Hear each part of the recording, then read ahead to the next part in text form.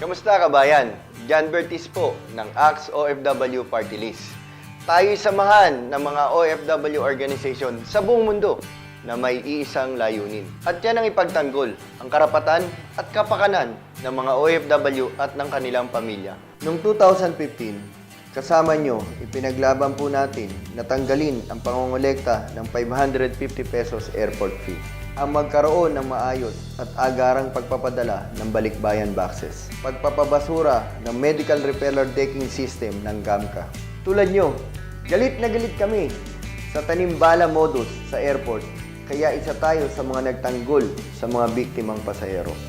Aktibo din kami sa pagsagip ng mga biktima ng illegal recruitment at human trafficking.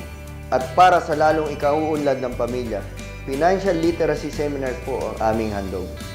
Kung ang iba ay nagsasalita pa lang, kami umaaksyon na. Sa Mayo a 9, tuloy-tuloy lang po ang laban. Tayo'y magtulungan at kami ay inyong suportahan. I-shade sa inyong balota, numero 88. ACTS OFW Party List! Action, hindi salita!